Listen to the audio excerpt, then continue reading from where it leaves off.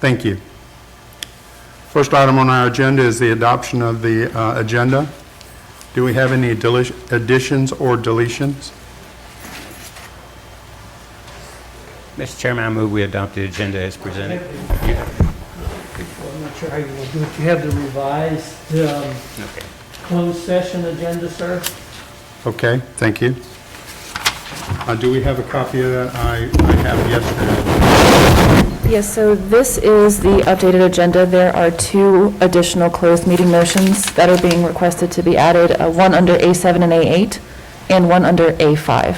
All right, thank you.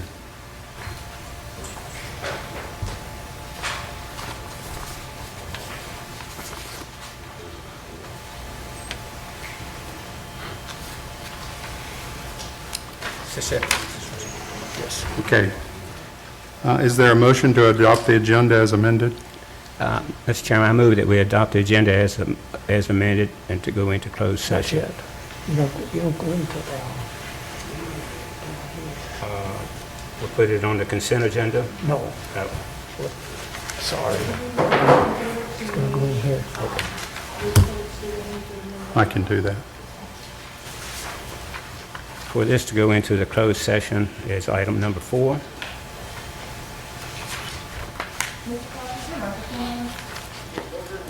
It's for the purpose of the South River, for the purpose of South River Magistrate District property outside of town limits of Front Royal.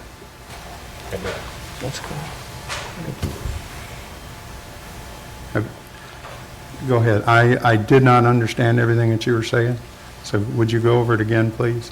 It's for the agenda to be added to the agenda as item number 4. Would that be L4, Mr. Fox? And it's L4. And it's the, I don't think you have to read it yet. do I need to read all? No. It's just for the purpose of the property on the, It's on. property on the, what's that? She's saying she can't hear and your light's on, that your mic's on. Can you talk more directly into your microphone, Mr. Fox? I'm sorry. Whose mic is that? That's his. Okay, well, that's the problem. Let's try this one. Is that Mrs. O's mic? Or do you have 2 mics? Yeah, okay. Can you hear me now? You go ahead and go ahead.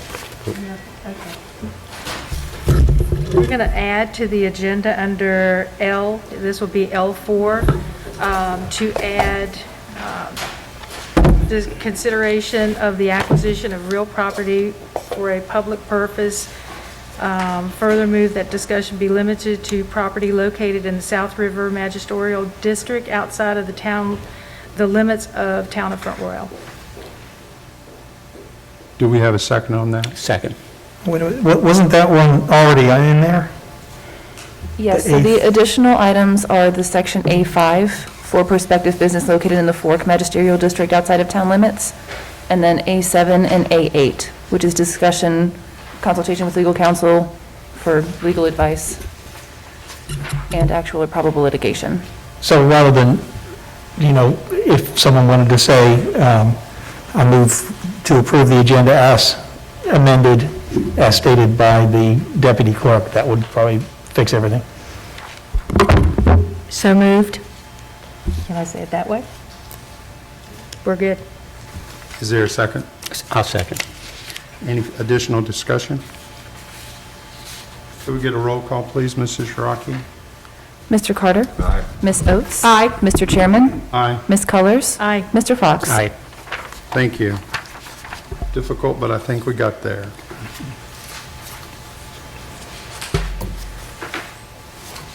Next item on our agenda is the public comment period. The public comment period is an opportunity for citizens to give input on any relevant issue not the subject of a public hearing, and it is not intended as a question and answer period. The public comment period shall be limited to 60 minutes with a maximum of 3 minutes for any one speaker. Speaker may only speak once, and speakers will be heard in the order in which they have signed up. Mrs. Shiraki, has anyone signed up? Yes, Mr. Chairman. Laura Lee Cascada?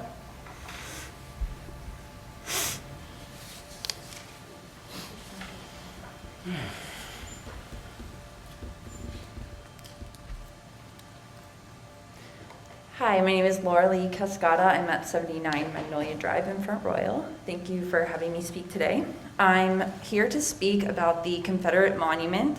I know that you've said that you're not going to put it on the agenda anymore and you're waiting for the vote in about a month, but I wanted to reiterate the concerns that we've brought to you all a couple of times now, that people of color in this community might not make up the majority of the vote, but they certainly feel the effects of hateful monuments like this. And I do believe that it is hateful because it's representing a history of slavery and oppression.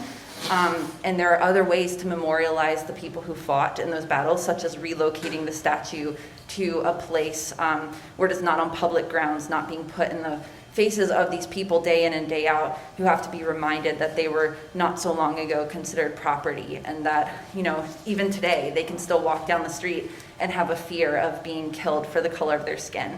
My boyfriend is black, and when he was 12 years old, he was walking down the street and was stopped by a police officer and told to empty his pockets, and he was just, you know, walking broad daylight, 12-year-old kid.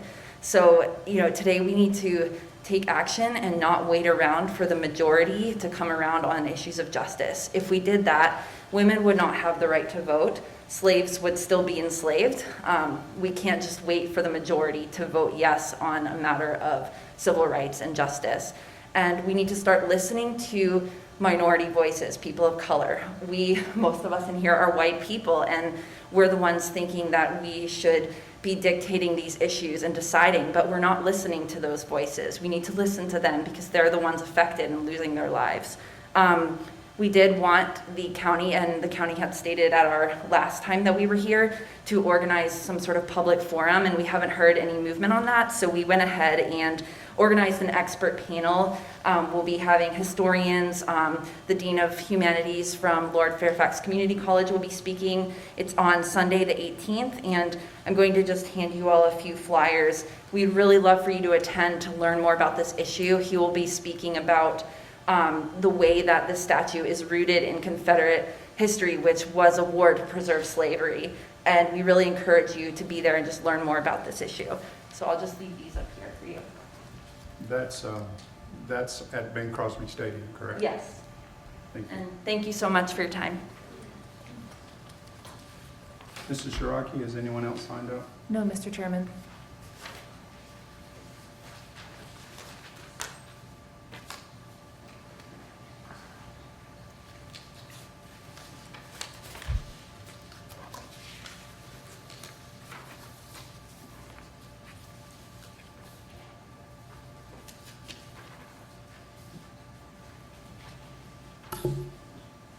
Is there anyone in the audience that would like to speak? Final call.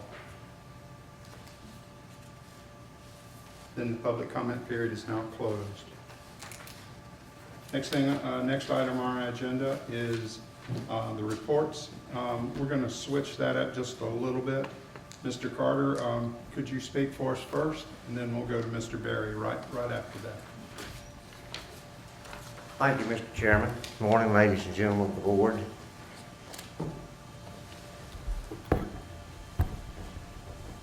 Our report for this month under maintenance, we have completed our secondary mowing the second round, and we're getting ready to begin what we call our fall mowing and brush cutting. We will go fence to fence on the primaries, medians, and everything. Try to get that completed before weather holds us up. We've conducted ditching operations this month on 603 and 643, that's Howesville Road, and also on 624 Happy Creek Road, Milldale Road, and then 647 Dismal Hollow, 638 Friesland and Blue Mountain, and 656 the Loop Road. Now, except for our routine maintenance the rest of this year, we have closed our residency ditching crew will shut down, and all we will do is be routine maintenance until we start back up again next spring.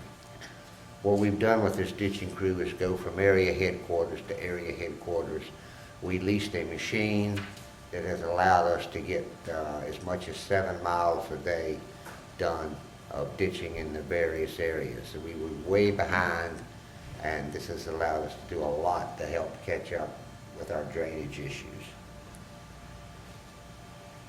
We conducted our dry run inspections in preparation for winter operations. All of our equipment was in good working order. There were a few minor things that the mechanics are taking care of, but we're ready now to move forward. We are running behind in the sign-up of contract equipment. We haven't had as much response as we've had in past years. And the closing date for that is the 14th of this month. And we won't know. A lot of people wait until the very last minute. We won't know until after that closing date exactly where we stand. But right now we're behind district-wide and numbers of the piece of equipment that we generally sign up from contractors. We conducted skin patching operations on 613 Bentonville Road. We'll be doing various roads this month, scattered throughout the county as the need arises. We'll be grading and dressing up various non-hard surface roads this month. First on the list will be Rocky Hollow, because I overlooked that the last time I was out. We'll get that taken care of in the next week or so. We used our state forces because we were running behind to get Cawthorn Mill ready for the surface treatment. That's the last middle piece in there to be rural rustic. Our people on our contractor for surface treatment is starting Friday in Warren County to begin the surface treatment, putting the first coat on. They'll let it lay 3 days for sealing, and then they'll come back with the other prime and seal on top of that. That should, all of our rural rustics, Panhandle, Downing Farm, Cawthorn Mill, and that first section of Rocky Hollow should be completed this month. We're also, not on your report, but we're also, for the winter, we're going to put together a residency pipe replacement crew. And that's all this crew will do all winter, is go from area headquarters to area headquarters, replacing pipes that are in need of repair and or they have rusted out and they need to be replaced, period. So I don't have the exact schedule yet, but we look for them to start up around the 1st of December and run through until spring comes back, the weather gets right, and then we'll put the ditching crew back in place. Are there any other issues that the board would like for me to address? I just have one, Mr. Chairman. The turning lane at Fort Valley Road and Route 55, is there any update on when that may? I do not have an update on that. You asked the last time, and Yeah. so far I have not gotten a response back. Okay, and I'd just like to make mention that the roads out in the Fort District, I think, are in better shape now than they have been in a long time. You're really doing a nice job out there. We appreciate it. Thank you, sir. Anyone else? I've got one concern on Fairground Road. It appeared to me that the striping that we had talked about last month, it had been done on half of it. Now, maybe I just missed it when I run my roads, but half of it was done, and it looks like the other half on Fairground Road wasn't.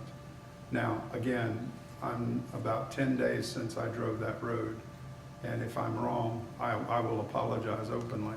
But it appeared to me that part of it was done, but not the other half.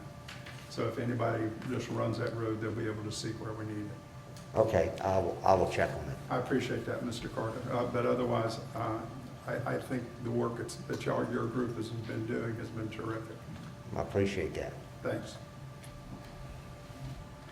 Thank you, Mr. Carter.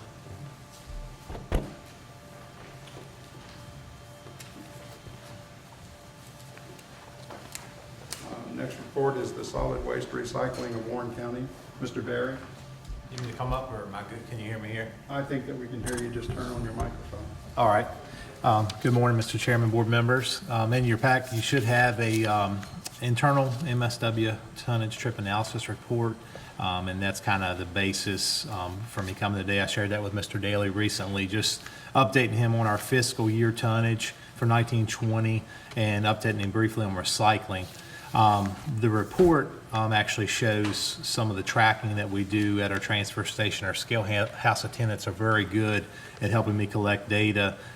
We use the data they collect and the tonnages, which, you know, if you have questions about that report, I'll be glad to answer them. But county tonnages, we use store tears, and then page tonnages, actual tears when we go to the landfill. So that helps us just see where we're at. A lot of trucks switch in and out, so there's, you know, a little bit of discrepancy there, but your page tonnage is your actual weights as they go to the landfill.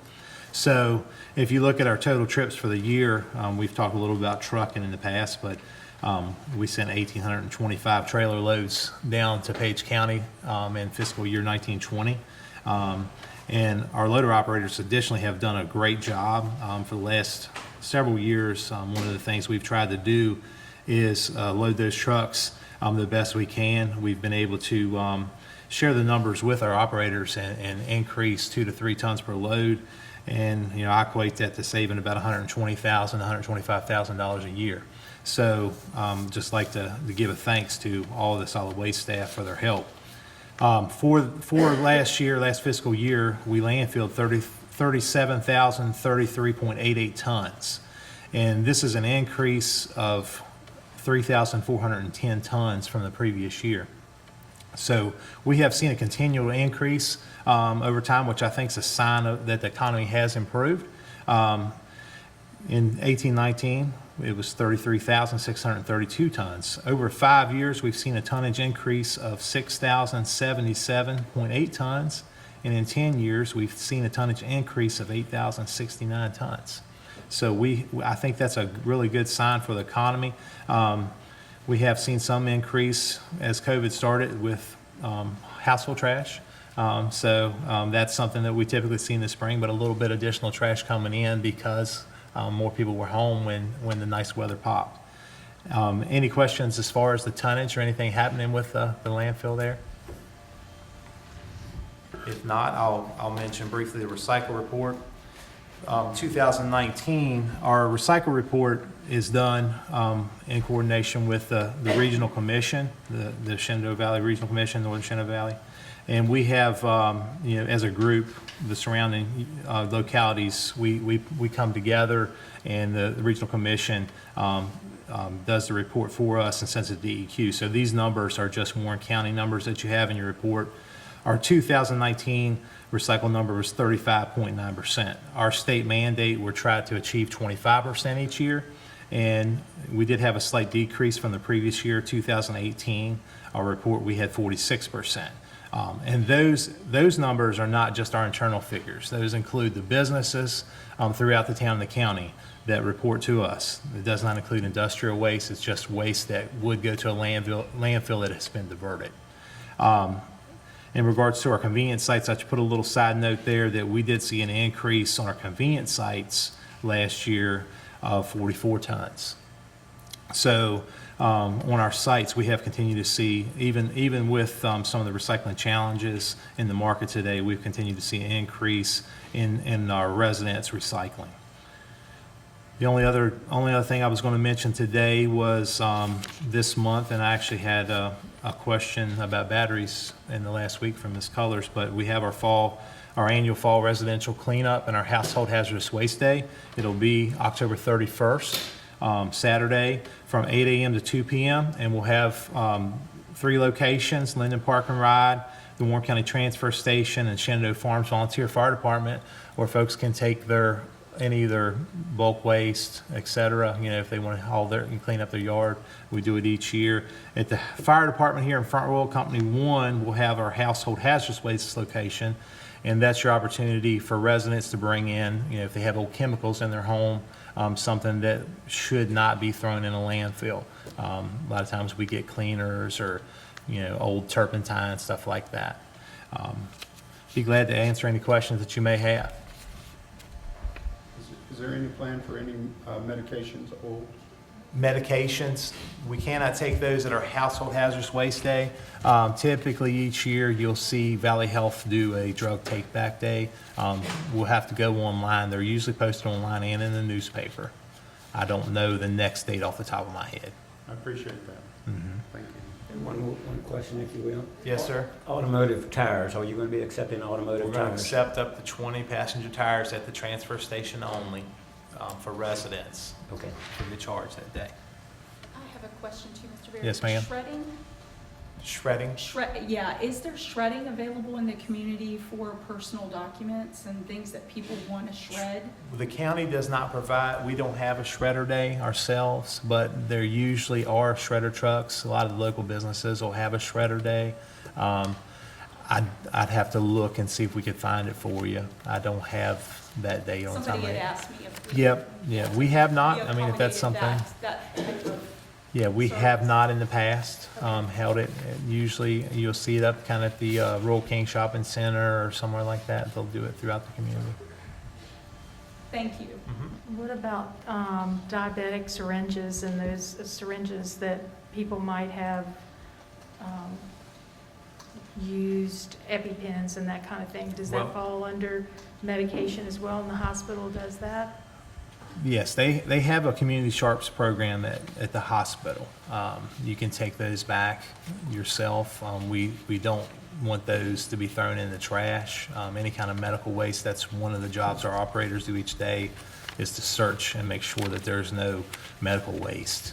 Yes, if we have something hit the floor, we have to have that taken out and segregate it and then have someone specially remove it. Just, I don't know, you're probably aware, but Valley Health at the hospital, War Memorial, they have got a box that's specifically designed for syringes. And they will even give you a little box to store your syringes in.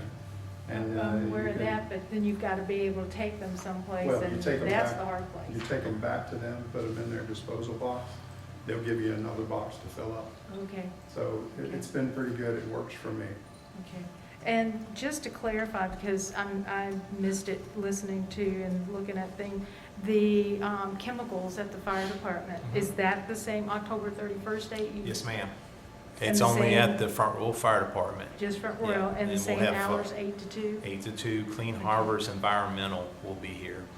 Okay, so people should not take those up to the dump thinking that that's going to be, and you're going to transfer them, they need to take those Yeah. there. I mean, Okay. if you have something that we normally accept at Bentonville, like you had latex paint, I'd rather you take it to Bentonville because it's a lot cheaper for us to handle than the Hazardous company.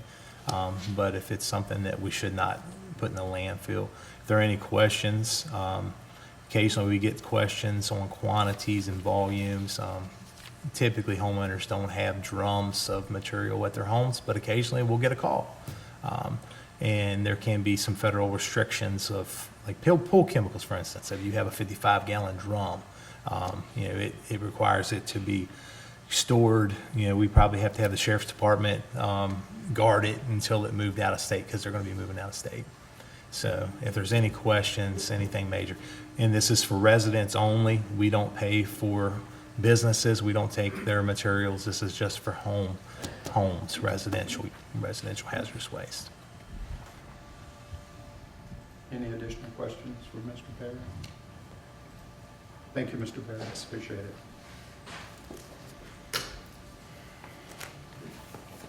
Next report is from the Economic Development, Mr. Parsons.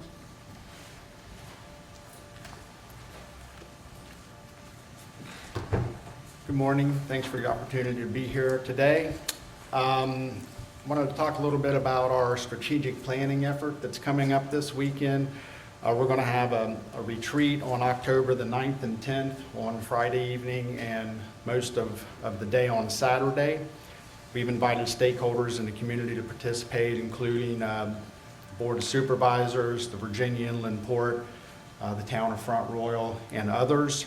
And of course, our goal is to craft a comprehensive plan for our future operations as we look to work more with existing businesses, attract new ones, and enhance the local business climate as well. So Friday and Saturday will be a bit of a SWOT analysis, a 30,000-foot view, and just trying to establish a vision and a mission and some goals for the organization. We'll be working on that plan after the weekend going forward as well to develop out all the details.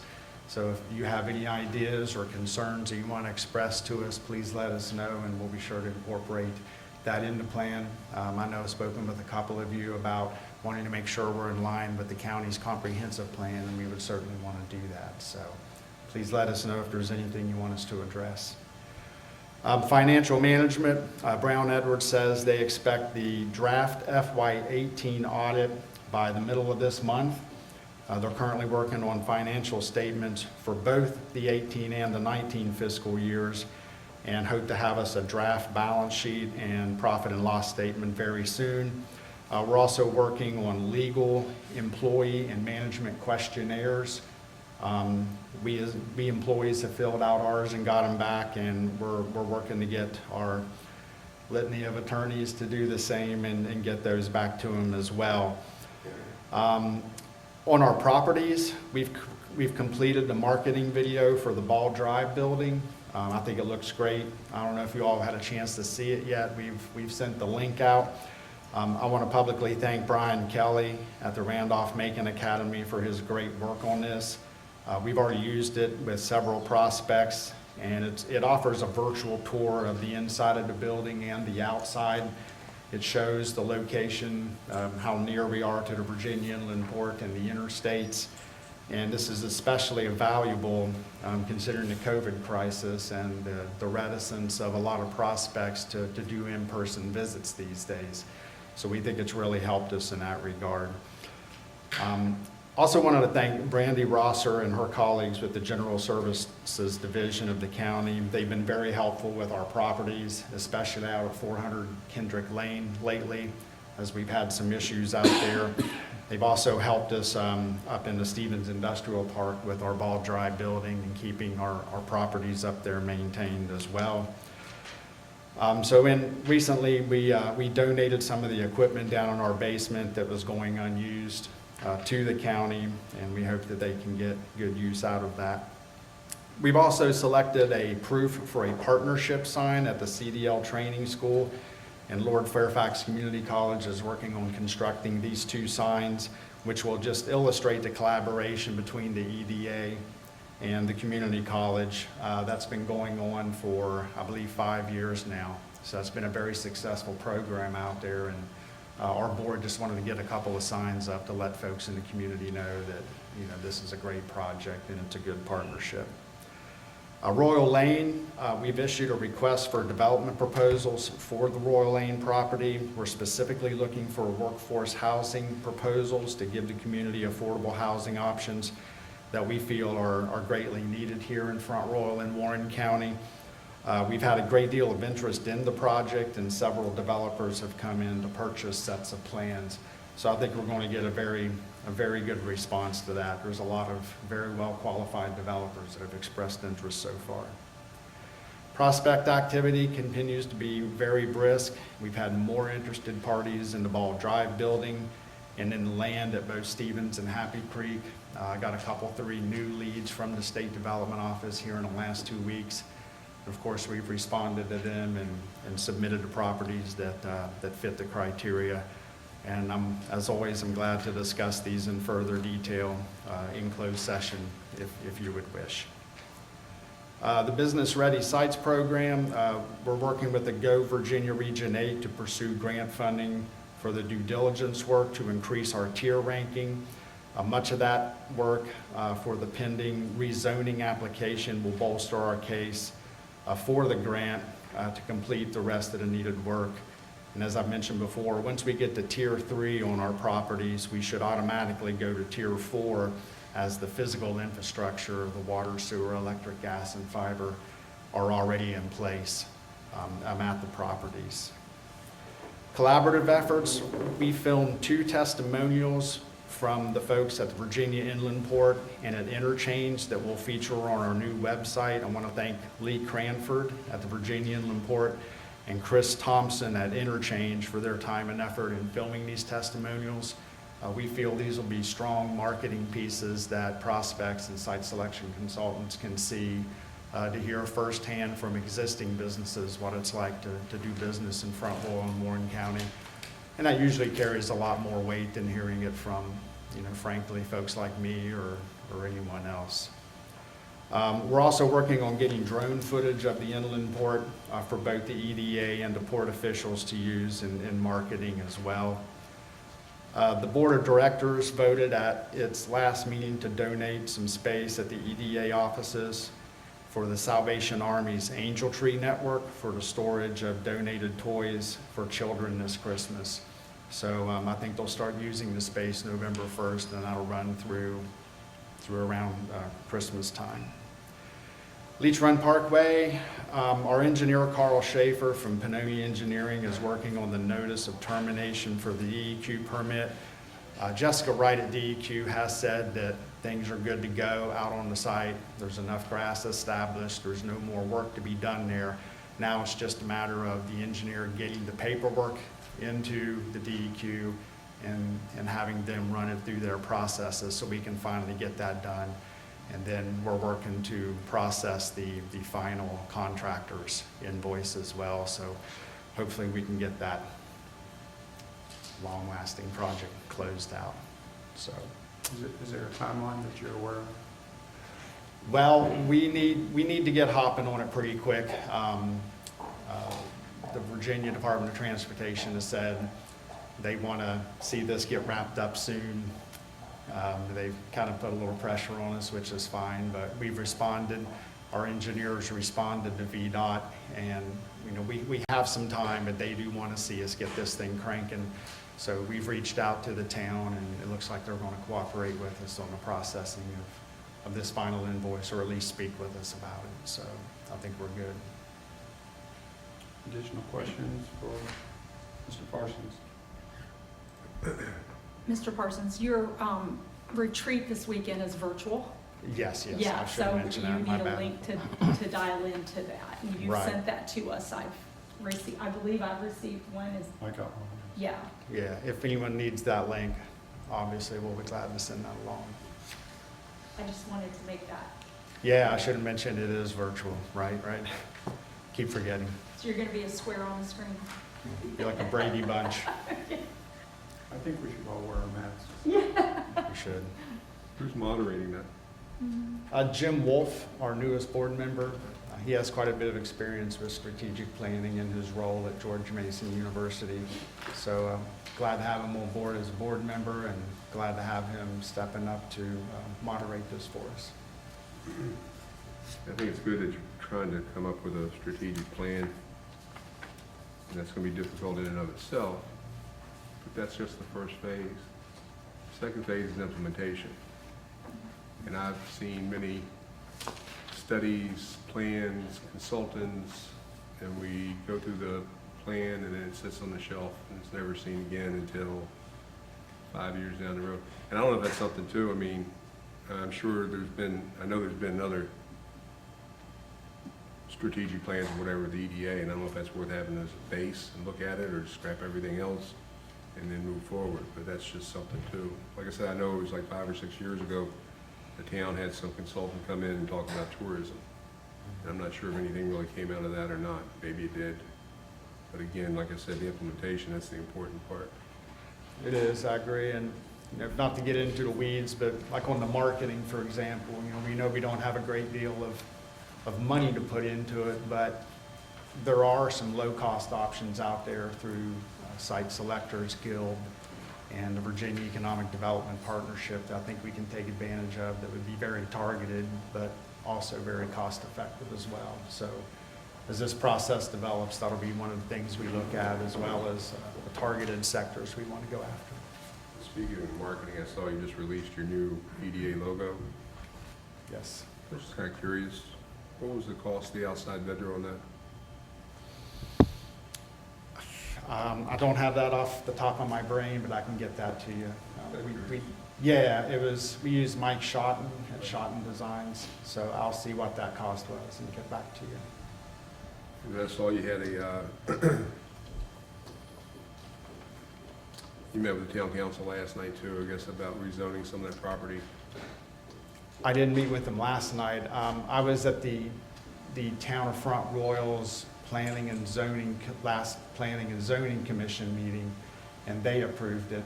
I was unaware the council was considering it last night. I got looked at an old agenda, and I thought it said October 5th, and they had it on their work session agenda last night. Okay. But that's, I think, the land in Happy Creek, what, roughly 150 acres, some of it's already zoned commercial Right. industry, but a good portion of it was what, ag? Yeah, let's see. So there's 3 parcels up there. The 66 acre parcel is already zoned industrial, but the 32 and 49 acre parcels are currently zoned residential, I believe, and we want to get those flipped to industrial. And I know the Planning and Zoning Commission recommended that action, and I'm unaware of what council may have done last night. It was just a work session, I think, but they were briefed on it. Okay. And I was just looking too, the website, has that been updated lately? We are very close to being able to get our new website up. We just have a couple sections to go. I want to get those testimonials back from Brian Kelly and get those up. And then I've got some text I need to work on to get the thing up and going. Also, our properties page, we're working with Catherine Scott and also Emma here in GIS to have a properties page that will be very user-friendly and have good graphics and information on each of the properties. And I just noticed as far as the board of directors, you're still listing 2 members that are no longer there. And I guess if you're close to getting a new website, I guess it doesn't make a lot of sense to go ahead and update the old one. Yeah, we've been working with the Queen to try to update our old one, but our old website is starting to have some fatal flaws that is giving them problems in administering and updating it. So we really do need to get our new site up as quickly as possible. Good, look forward to it, thank you. Additional questions? Thank you.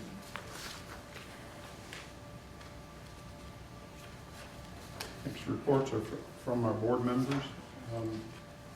Mr. Fox, would you like to start us today? Nothing at this time. Thank you. Mrs. Cullors?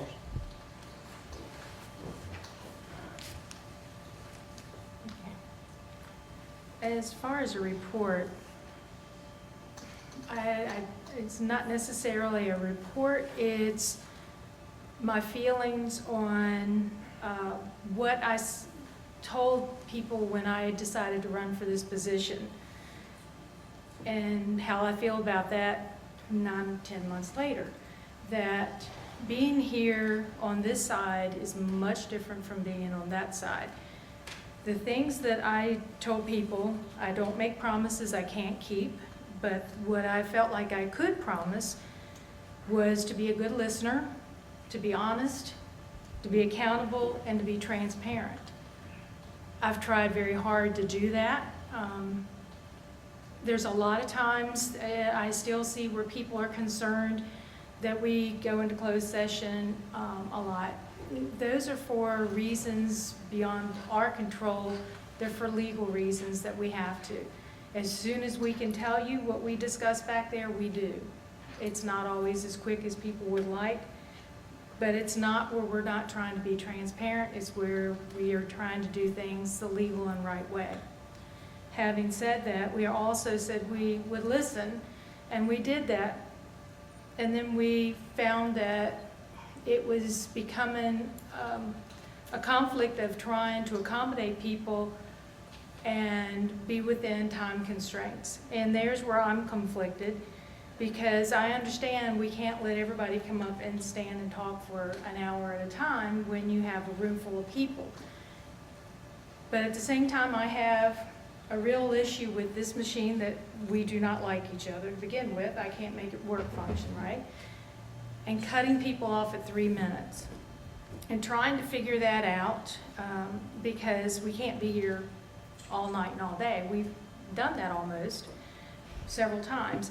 So I would like, and I'm not committing the board, I'm committing myself.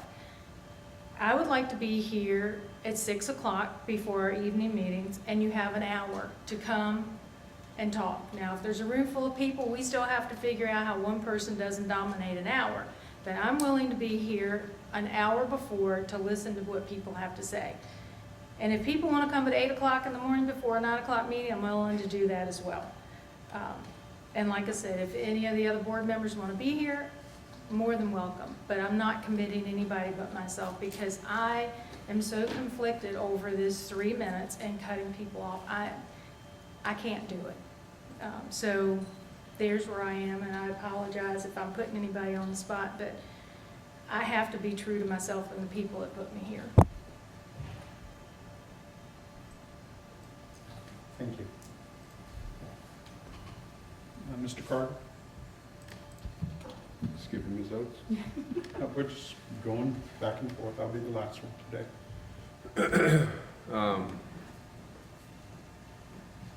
I think, I don't know for sure, but I believe that the council last night signed a letter of intent or something for the refinancing of the police department. And just would like to offer them congratulations on that moving forward. To me, that is a true sign of good faith, goodwill. I think I mentioned this to the chairman a week or two ago. There was a press release given by the county in response to the town's press conference. And I think it was dated September 24th. Ms. Shiraki, I think, had emailed it out the 25th.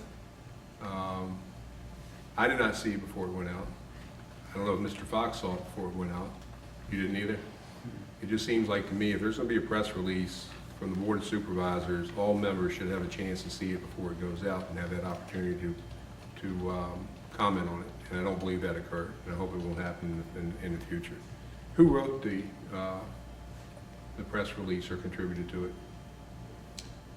It was a combination of Mrs. Cullors I did, and Mr. Brown. Ms. Oates and Mr. Brown from the EDA. And it seems like to me it would have been more appropriate if the EDA had issued their own press release, as opposed to having the vice chairman of the EDA kind of help say what the county thinks. I don't think that has good graphics or optics. Just my thoughts. I mean, I know he's a wordsmith and stuff like that, but it just seems like to me if there's a press release coming from the county, it should come from the county. As we discussed that on the next day after the press release came out, I made a commitment that a press release like that would go to everybody before it went out. I appreciate that. Apologized at that time. Thank you. Mrs. Oates? I would just like to remind people that voting is in full swing at 15th Street Health and Human Services Complex. I'm especially excited about it this year because my son, who just turned 18, voted in his very first presidential election. He did it in person. He came back from Mississippi for other reasons, but he decided to go vote in person. And he said it was easy, and he was in and out in very short time frame. So if you're contemplating whether or not to go early, you certainly can go early, and it's probably going to be simpler than standing in line on election day. So so I would encourage everybody to go out there and get it done. They're open. What do we have? 30 days exactly, right? So well, it may be a little less. But anyway, so that's all I have this morning, but please go vote. You can vote in 30 days, but you might miss it. Yeah.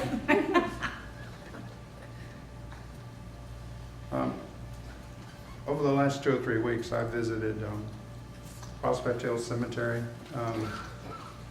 Talked with Mr. Parsons with the EDA. I've had DSS meetings. I was on the DSS interview panel for one of their positions that they're filling. Had police meetings about upcoming events, and those were for awareness only. Had my regular emergency management meetings, which we have every Thursday. Additional EDA meetings that we needed to have about other things. Citizens meetings. I visited 8 people over the last 2 weeks. I have visited the government center on many occasions over the last 3 weeks. I'm here every day. Maybe not all day long, maybe an hour, maybe two, but I'm here every day to try to figure out what's going on and what we can do to help. I meet with Mr. Daly every day practically, and we discuss anything that's coming up or anything that could keep us involved in the community. And I think that it's important that we as a board look at everything that we can. Each one of us has a particular skill, and when one of us talks to somebody, we typically talk to each other and let us know what's going on, so we're not always in the dark. It's a good board, and as our community is looking at us, they realize that some of the commitments that we have made are actually coming to fruition.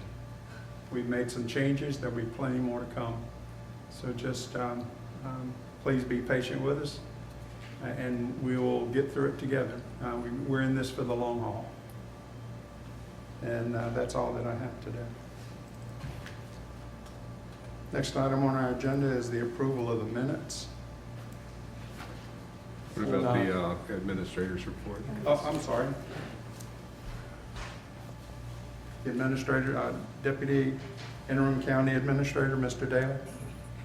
Thank you, Mr. Chairman. Lieutenant Farrow will be talking to you shortly, but I want to remind you that the public that Phase 2 of the CARES Act funding for local businesses and nonprofit organizations will begin next week at the Chamber of Commerce. The Rivermont Fire Station is nearing completion.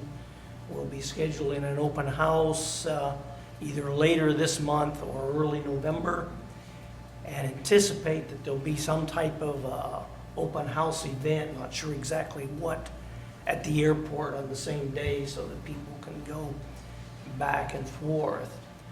You have a draft schedule, emphasis on the word draft, for the fiscal 2022 budget, and would like you to look over this next week, and it will be there for us to discuss next week in the work session is exactly what we want to do with it. There's nothing here that is in stone. Take it any way that you want to move things around or whatever. As part of that, kind of as a prelude, our departments will be making presentations to you, and we'll start with Public Works. They're my favorite guinea pig. So they will come in to do a presentation along with General Services at the work session next week. And they will be talking about, number one, what they do, but also what their budget is and how they are organization, what's the organization structure. So you can see that and what they feel their primary needs are that we need to be aware of looking for next week. And that ties in, we've had the question of an advance for the board to sit down and set their priorities. And we need a date. One date I would throw out there is the 27th of October as a possibility. That's a free, I know we want to keep these two Tuesdays, and that's a free Tuesday. And we could do it at that date if that worked for you. And we could do it during the day, or we could do it at the evening when you decided you wanted to do it. We will be discussing the sanitary districts and the POAs this afternoon. Mrs. Jordan and Mr. Berry are kind of talk about the framework of what they are, and then we will need to schedule a session for Shenandoah Farms just to talk about that specific after everybody understands the framework of what they are. And one idea is a 6 p.m. work session, perhaps on the 20th, perhaps another date, or a separate work session on the 27th. The 6 p.m. The only concern is we may be doing some other things there, and I'm not sure you can want to limit that. So that may need to be on the 27th. I'll remind you of if there's anything that we need to be doing with the Railroad Task Force, and that you need to appoint members to the Broadband Committee. The Tourism Proposal Evaluation Committee will be meeting to review scores this Friday, and Caitlin has been working with planning on the development and board representatives of a new tourism agreement with the town. In reference to the idea of board members being available at 6 p.m. to meet with the public, we need to know when to start that, because we'll put out a notice so that if more than 2 come, you're not doing board activity, but you're there and it's covered as a open session. We just need to know if we want to start next week with the work session or the 20th, when you want to do that. And that's all I have, sir. Mr. Daly and Mr. Chairman, I would suggest that we not do work sessions on nights where we have public hearings. Because it just makes it a very, very long evening. So, yeah. This is the 6 o'clock session for what Mrs. Colors was talking about. Oh, and you're in advance of it. Okay, you guys aren't talking about doing a work session in advance of the 7 o'clock meeting. I misunderstood. Because, yeah. But I thought the idea of doing your closed session at that meeting at 6 p.m. did help your schedule, because then you weren't here till 11 o'clock. So keep that in mind. Anything for Mr. Daly? Thank you. Our interim county attorney, Mr. Ham. The notice mentioned by Mr. Daly is 3 working days, so the weekends and holidays don't count. Otherwise, I have no report.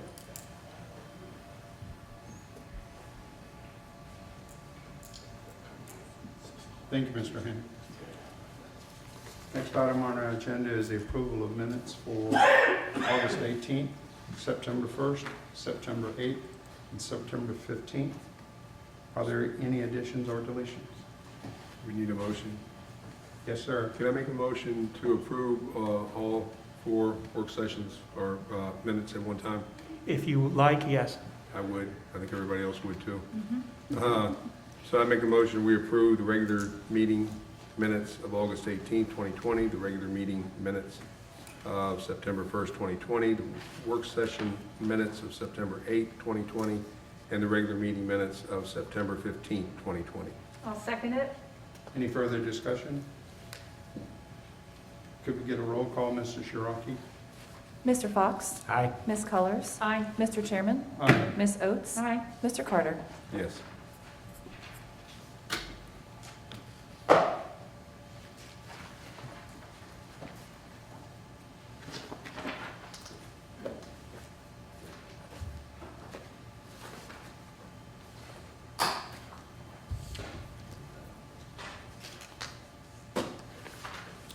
Next item on our agenda is the consent agenda. Are there any items that need to be pulled for further discussion?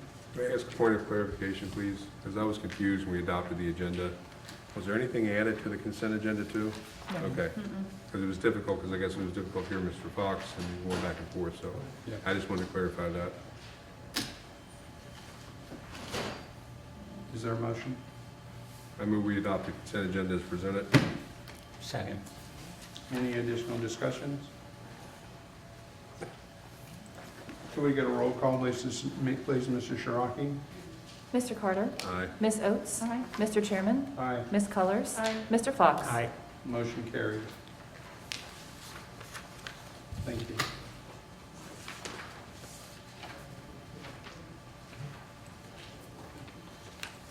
Next on our agenda is the authorization to accept 2019 staffing and adequate fire and emergency response, a SAFER grant award. Is Brandy here? Okay, Jerry is.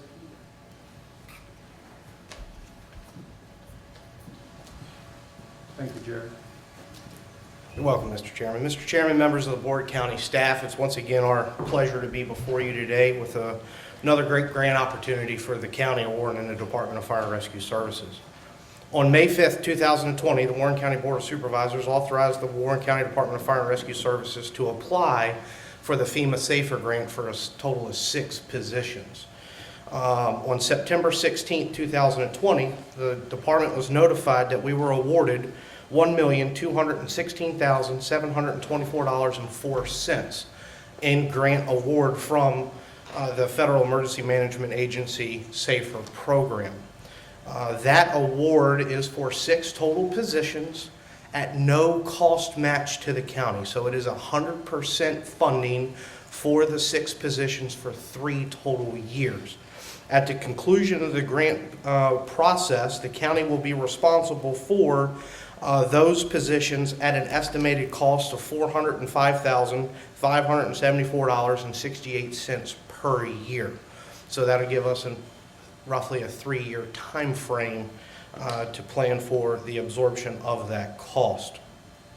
These 6 positions will be earmarked for Rivermont Fire Station upon its completion and opening to increase our daily staffing levels to 12 uniformed firefighter positions staffing 6 fire stations. With that, I'll answer any questions that you may have. I think it's a good thing. I appreciate Ms. Foster's efforts on that. And I think we got, I guess, the icing on the cake. Because I think originally we were talking about having to pay a certain match, and now we no longer have to do that. That's correct. So the typical structure is FEMA awards the grant and the county's cost match is 25% the first year, 25% the second year, 75% the third year. All of that's been waived. It's a 100% match for that, or 100% grant for that 3-year cost. And that's a good thing. And like I said, I know whether it's law enforcement or fire department, the grants are good and it almost looks like free money. But like you said, at the end of the 3-year period, the total cost, and I don't mean to reiterate what you already said, but just I think it's important to stress that at the end of the 3 years, we will be responsible for the total amount. And probably the 466,000 may actually be more when you take into account possible pay raises, costs of insurance going up, and those things. So I think it's important. I think 466,000 is roughly a little more than 1 cent, per tax revenue. But this gives us 3 years to plan, so it doesn't hit the future board all at once. So I don't know if that's anything to keep in mind for the upcoming budget deliberations, to start squirreling away a little bit now, a little bit then, and make it a lot easier, have more of a soft landing when it does come time for us to pay. We were thinking, sir, that we would be looking at 150 escrow the first year and 300 the second. And then when the third, it's going to be, as you point out, it's going to be about 450, maybe for a little bit more when we get including the escalations there. But when you say escrow, though, I mean, it's not a matter of just putting the money aside, because that'd be a one-time thing, but as far as building it into the ongoing expenditure. Designating it as, showing it as an actual expenditure, but using it for an expenditure that's not repeated, so that it's clear that in 3 years, you're gonna have that amount of money available. Right. That it won't be committed to anything else. Okay, thank you. Thanks, sir. Any other questions? No, just a thank you for the good work. We appreciate your all support as always. I have one, if you will, Mr. Chairman. Yes, sir. After all this is over with, at the end of the time of the assistance, what would it cost the county in tax increase to continue funding full-time firefighters? I think that's what we're trying to avoid. Okay. I mean, But like I said, it'd be roughly 1 cent if we had to do it today. But as Dr. Daly said, we're going to plan for it and set aside funds over the next 3 years to start addressing that when the total amount falls to the county. Okay. Good enough. Mr. Matico, my concern is, have you already started to try to hire these folks? Because I know that if we're opening at the end of the month, what the plan is for the recruitment and the training and all the things, that's a long process. So I just wanted to find out. We what have. the plan is. Matter of fact, the day we got the grant award, we went ahead and issued out a hiring for part-time positions and anticipated full-time positions with anticipation that this board would approve the grant. So that process has already begun. In the event that the grant's not approved by this body, we still have a need to hire part-time positions. Exactly. So we have a testing date scheduled, we have interviews scheduled, we have our normal hiring process scheduled. It's just a matter of, do we hire them for part-time positions or full-time positions? So that process has started. Does the SAFER grant require that you hire them for full-time? Yes, the That's what I SAFER, the thought. SAFER grant is for full-time positions. Okay. So the only thing that we would have to do is, in theory, once we accept the award, so if you approve the award, we go into the computer system, accept the award, our clock starts. We have a 180-day hire period. Okay. We will be well underneath of that. So we have to go in and do a addendum to the grant, ask for the funds to be released early based off of our schedule. Which is completely approvable. We just have to go into the computer system and let them know we're going to hire well before the 180-day period that FEMA gives you. Do you have a pool of applicants already? We do. So we have invited 15 applicants to the testing. We still have applications coming in that will go through that. In addition to, Chief Maybe has always attempted to offer full-time positions to part-time staff. So we have a complement of part-time staff that are interested in going full-time. So we have the possibility of doing that, but then we have to hire part-time staff to replace them because they are an integral part of our organization. And that was going to be my question, because I thought you had a pool that were waiting for full-time positions to open so they could slide in. That's correct. So yeah, so we have, Chief Maybe asked them for a letter of intent to go full-time. We consider that just a lateral transfer within the organization. So I think we have received a fair amount, almost half of the positions to go to that full-time vacancy. So they'll go through a review process, work history, stuff like that. But we would consider them eligible for full-time employment. That's correct. Just for clarification, so that when you see it, the department is advertising and recruiting full-time and part-time simultaneous. And the full-time will go into the SAFER grant. And the part-time will either be to replace people who moved into the SAFER grant or the additional part-timers that we already need. So that's why you see both out there. Well, I will move that the Board of Supervisors authorize the General Services Director to accept on behalf of the Warren County Department of Fire and Rescue Services the 2019 Staffing for Adequate Fire and Emergency Response, the SAFER Grant Award, in the amount of $1.216,724.04 for the salary and benefits of 6 new full-time firefighter positions for a period of 36 months. Is there a second? Second. Any additional discussion? Mrs. Shiraki? Could we get a roll call, please? Mr. Fox? Aye. Ms. Cullors? Aye. Mr. Chairman? Aye. Ms. Oates? Aye. Mr. Carter? Yes.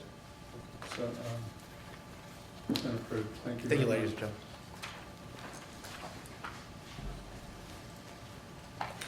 Next item on our agenda is the coronavirus fund, the expenditure update. Mr. Farrell?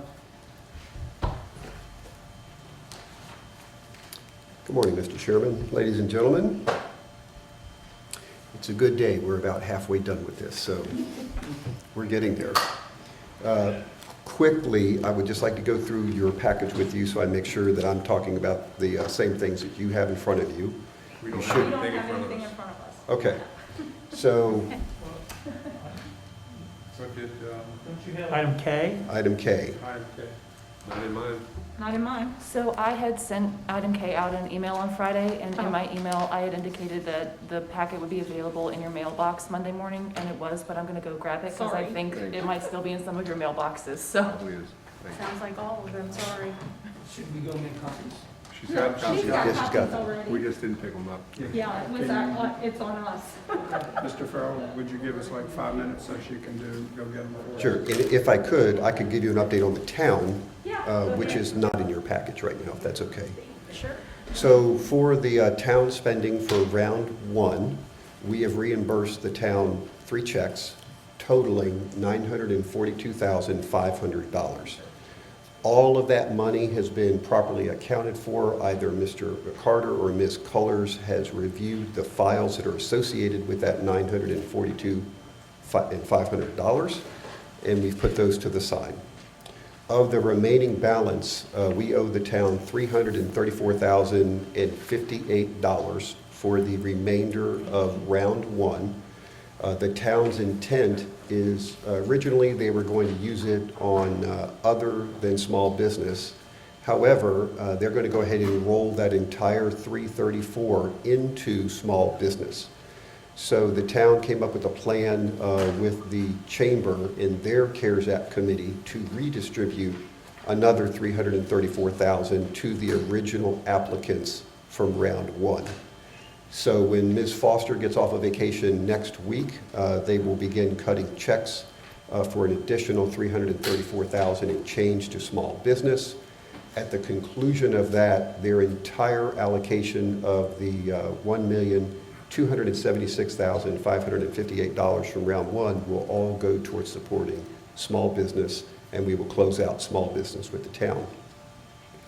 Last week, on September 30th, we did receive the town's proposal for round two. It appears to be more than satisfactory. They plan on spending their round two money on small business, on payroll, public safety payroll, and a little bit to assist the chamber for managing their fund. All categories that we ourselves have either spent money on ourselves or are going to for the CARES Act. So at the conclusion, and I'll show you the numbers in a little bit, but at the conclusion of this briefing, I would recommend that we then go ahead and approve the town's plan, and they can get spending their round two money, or their round two allocation. So to compare between the town and the county, just so you know in categories, when you combine round one and round two, it is very coincidental that we are almost spot on spending the same amount of money for the same things. So if the town executes as they've told us in round two, when it's all said and done, they will have spent about 51% of their allocation on small business. If we execute as planned, we will have spent 50% on small business. Very close. Public safety payroll, the town plans on spending 42%. We would be at 43%. Hazard pay for the town would be 5%. We would be 5%. And the final 2% on the town side would go to the chamber. Our final 2% would go towards the individual utility assistance. So we're very close together in our spending plans. So do I have any questions on the town round one or round two? Okay, for the county, we concluded our first round, and as you look at the agenda sheet, we tried to package this so that what you're looking at in front of you right now are totals from round one and round two. So when you see that combined total of $4.5 million on the second line, that is our total county allocation for round one and round two. If you recall, we did take $400,000 off the top. We saved $40,000 for an audit, $60,000 went to the chamber for both the county and the town, and we gave the schools $300,000 for some distance learning devices. Of the remaining money, we had the 1.6 that we dedicated towards public safety payroll, and then we come to the small business, nonprofits, and utilities. So at the conclusion of round one, we awarded $883,865. That amount has gone up slightly with some of the last-minute packages that have come in, but approximately $883,000 to the $900,000 range. You see our remaining balances there that you allocated. So we have about 1.2 left for small business and nonprofits, 400,000 or so for individual utility assistance, for a total of 1.5, 1.6 remaining to be allocated. To the right-hand side, so you know, when I talk about the cash balance, that is the money that the chamber has physically left in their two respective accounts, one for small business and one for the utilities, because we didn't give the chamber all of the money up front. We just gave them a portion of the money up front. So right now we have about $125,000 cash left in the small business chamber account and $41,000 in change in the utilities account. What we are recommending for round 2 are a couple of changes. The first major change that we are recommending for the small business grants in round 2 is to open up a category to businesses that are not required to have a business license. So as you look at the item number 1 in the middle of the first page, from the Revenues Office and coordinated with our attorneys, businesses that are selling at wholesale, agricultural business, some insurance companies, publishing, and most nonprofits could qualify for CARES Act assistance under this category. And we know that we do have a few businesses in our community that have asked, and this addresses those businesses. We would limit our second round small business money to county businesses only that are outside of the corporate limits of Front Royal. So that didn't change at all. The final piece for both the business grants and the nonprofits is we recommend opening up that last B-poll tier from $500,000 to $2 million, from $500,000 to $6 million. We came up with a $6 million figure based on Mr. Noble, our accountant that's on our CARES Act committee. He did a lot of research on all of the nonprofit categories and all of the small business categories. And $6 million seemed to be the number that he was most comfortable with, that was the lowest maximum, if you will, that was common to all small business. So, you're probably thinking, well, $6 million sounds a lot for small business, but depending on what type of business you are, it might not be that much. So we are recommending to go up to $6 million in those categories. That will open up assistance to an additional 17 businesses in the county that the Commissioner of Revenue could send letters to and announcing the grant. I don't know who they are. I don't want to know who they are. But Sherry knows who they are, and she'll get the letters out. And if approved and they want to apply, then they could do so. For the nonprofit side, we are recommending opening up the nonprofit grants to include those nonprofits within the corporate limits of the town of Front Royal, as well as the county nonprofits again. We are also recommending limiting the total allocation to the nonprofits to $250,000. And then on the utility side, we would keep it open to county residents and open it up to town residents as well, just in case there are some folks in town that need help. Excuse me. Talking with Mr. Wilson at the town, we don't expect to have a whole lot of town applicants for utilities, because he said that when they send out the letters that, hey, we're going to turn your service off if you don't pay your bill, most people paid their accounts up. So we don't think we'll have a lot, but we do want to open it up to those folks just in case. So with that, we do recommend moving some money around from round 1 in round 2, and that's at the bottom of this page. So for small business, we recommend holding right at $1 million for small business. For county and town nonprofits, we want to add another $190,000 for round 2. We've already spent the other $60,000 or so during round 1, or will have spent it during round 1 towards nonprofits. The utilities, we would reduce down to $77,500 and change. We only spent $8,800 in round 1 on utilities. You have a transfer request, or you will have a transfer request next meeting for $13,500 and change. What that will do is the payroll that we estimated in the first round, about $850,000, the actual cost was closer to $863,000. So we want to match that with the records we have. We're also recommending funding first responder hazard duty pay. That would go towards the sheriff's office, fire and rescue, and RSW personnel that are in VRS recognized hazard duty positions.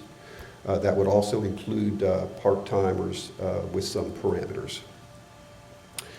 The courthouse COVID upgrades, we would like to pay the courthouse back for the mandatory costs, the cameras that Angie's had to install due to the Supreme Court mandates in order for the courthouse to reopen to jury trials.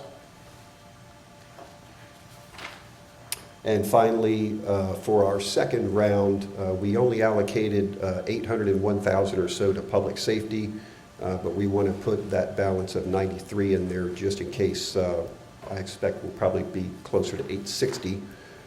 Any change left over, we would then roll over to what you see below. I think that will account for most of the money.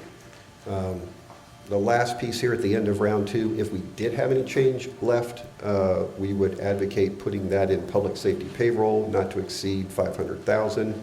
Again, 1 month of public safety payroll for us is about $450,000 or $460,000. That would be the month of November. And then if we still have any money left, we could begin to pay ourselves back for some of the FEMA B expenses that Ms. Logan is capturing and not submit them to FEMA for reimbursement. Any questions there? The FEMA money, Yes, sir.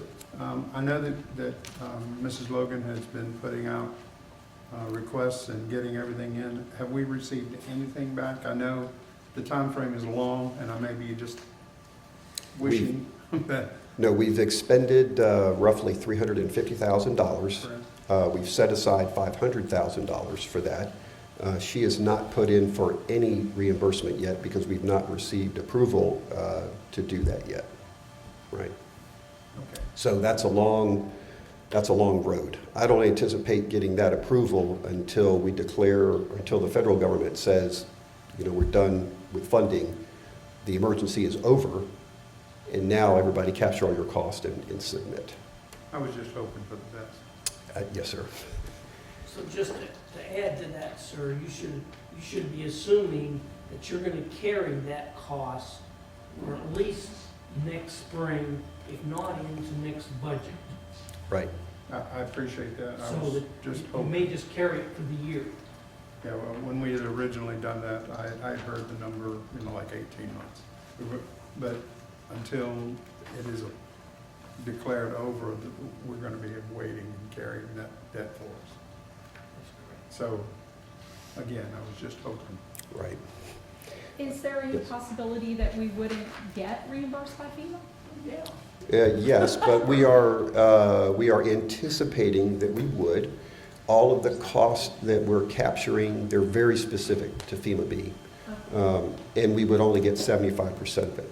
So if we did have some leftover change from CARES, we could take 25% of what we plan on reimbursing and pay ourselves back. But I don't think we'll get to it, right? Okay. But it's here just in case. Okay.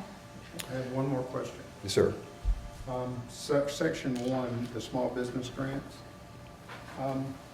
I see a lot listed here, the county business licenses. How about, did you give any consideration, or did the panel give any consideration on startups? Say a startup that started in October of last year. We did. We had a lot of conversation about that. And really what we concluded was to stay consistent, was to stay the course. Because to try to write the rules or the sets of how we would help those folks would be very cumbersome. And we had a lot of conversation about that, and we recommend staying where we're at. I don't know if, ma'am, you would want to, any more on that or anything else that we talked about with Nikki. But we would probably say, no, that's just unfortunate. You know, if they could always submit their documentation, and if it met the parameters, then we could possibly help them out, right? I understand that, that's going to be hard to determine. A startup company, we know their start date. We know that their anticipated marketing plan is going to be X. Okay, they never got to X. Right. And now they're continuing working, that they had a period of time to where they had little to nothing coming in. That was not their fault. And I understand that. Correct. So I'm just letting you know what people are asking me, and I don't know if there's that many groups that would fall into that arena. From round one, I heard of a few, but not many, Right. right, that approached the committee. And if we have the ability to help, I think that we should look at it, but the board is the ones that's going to make that decision. So, thank you. Yes, sir. If you would flip, please, turn to the B-poll chart for me. I'll just some highlights on that real quick. The change from last time, if you look down the left-hand column, you'll see where we changed the 500,000 to 6 million, and we increased the number of businesses to 115. That accounts for the 17 businesses that would now be open for assistance in that category. And then in the 6 million plus, you see that number drop to 13. We used to have 30 businesses over 2 million. Now we only have the 13 businesses over 6 million. And that's the major difference to this chart right here. And it's also adjusted for the remaining balance of the 1.2 for small business and nonprofits. One more turn, please. This chart here with the two yellow bars that you see, I don't know if you got the color copy, but it's the Warren County, Virginia CRF expenditure update. So that you know, we are reporting to the State Department of Accounts Compliance Officer quarterly. This report right here is very similar to what we report to the Department of Accounts. It is also very similar to how Mr. Munch set up our internal financial accounting, which I will show you in the future as a comparison, so that our system internally is set up to reflect these similar categories. On the top box is round one. You can see that we have almost expended our entire 3.5 million. And then our plan on the bottom, if you approve the what we've talked about today, I would then update the bottom box to reflect the new planned categories. You also see in the lower left-hand corner of the second box the way the town plans to intend to spend their second round money.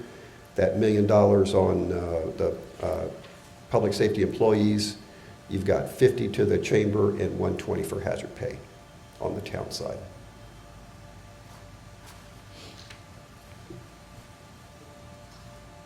For our round two, we do plan on opening this up next Tuesday, the 13th, after the holiday. We are working on a press release right now, and once Jason and I have a time to talk about that, I'll get back with Dr. Daly, and you all will get the press release out. Emily's already posted on our website that we're anticipating opening round two on the 13th. It would close on Monday, the 26th, and then that gives us plenty of time to finish everything that we've discussed here, right?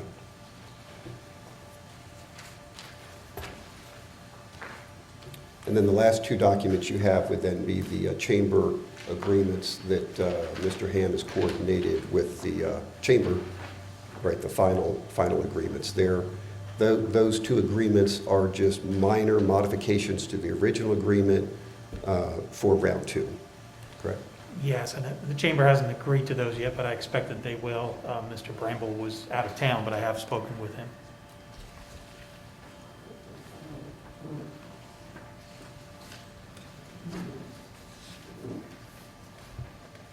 So if there are no questions, I recommend someone read the motion, please.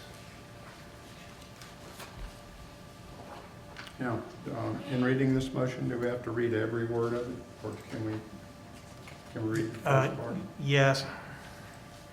Sorry. I can read it, or Rick can if that's I move easier. that the Board of Supervisors of Warren County authorize and modifies prior allocations as follows. Number one, a round two of CRF expenditures, and to reallocate and appropriate the remaining CRF funds totaling $1,594,251. And the areas of allocation would be county small business, $1,096, county town nonprofits, $190,000, county town individual utilities, $77,542, public safety payroll, which would be a transfer, $13,593, fire responder hazard duty pay, $200,000, courthouse COVID-19 upgrades, $20,000, public safety payroll increase to $93,020 for a total of $1,594,251. Number two, that round two include A, increase the highest B poll tier above $500,000 to $6 million, and award $40,000 to each approved small business nonprofit applicant in this tier. And B, open round two to small businesses that are not required by law or local ordinance to have a county business license, and C, all other round one requirements remain in effect. Number three, at the end of round two, any remaining CRF funds which have not been expended or further reallocated and appropriated for expenditure in the following order until all such funds have been expended.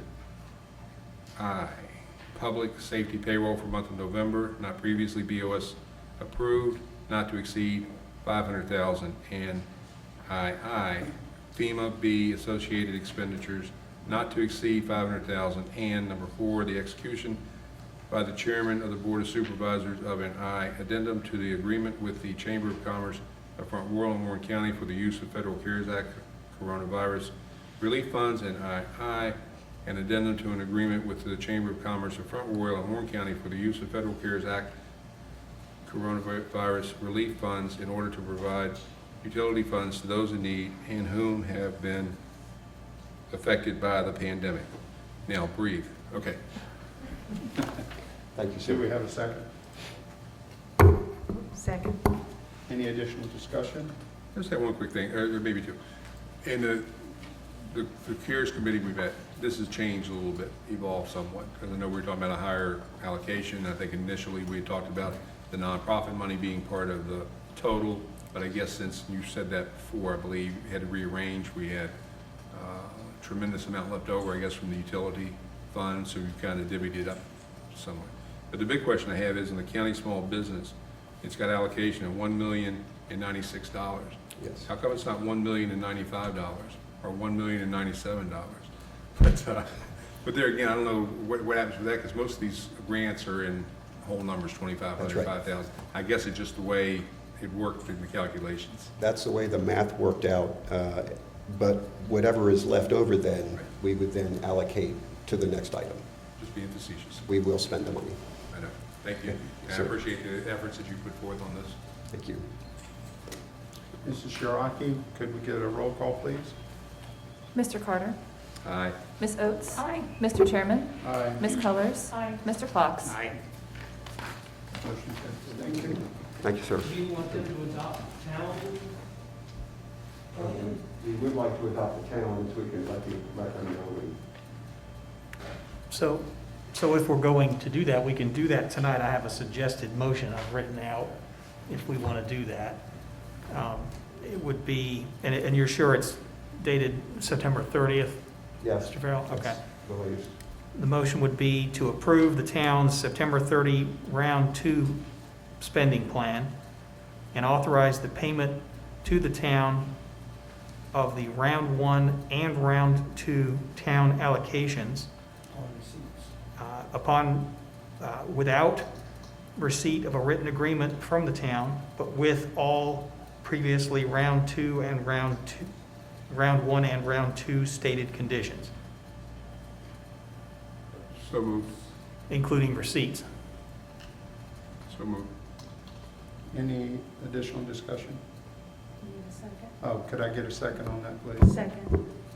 Any additional discussion at all? Only other thing, and it's not exactly this, but like I said, I thank Mr. Farrell for his efforts. You didn't do it alone. You had a lot of help from the Commissioner's office, the Treasurer's office, and the people that served on the committee in the chamber. So just wanted to express kudos to all those involved, but you were the leader of the pack. Thank you. We're not done yet, so we'll come back to that. Okay. Thank you very much. Mrs. Shiraki, could we get a roll call on that, please? Mr. Fox? Aye. Ms. Colors? Aye. Mr. Chairman? Aye. Ms. Oates? Aye. Mr. Carter? Yes. Thank you, motion carries. I will add that working with Rick and everybody on this committee, you guys are a pleasure to work with. It's very congenial, no arguing. Everybody's there for a good reason, and it's been my pleasure to work with everybody. Thank you, Ms. Kohler. Could we get a motion to be made going into a closed meeting? And that's this new one. The new one, yes. Okay, now we're starting, so that I get this right, we start and go down the whole thing, Mr. Ham? Yeah, but Each paragraph? Yes, and can I see your second page, make sure you've got the right one? yeah, we do.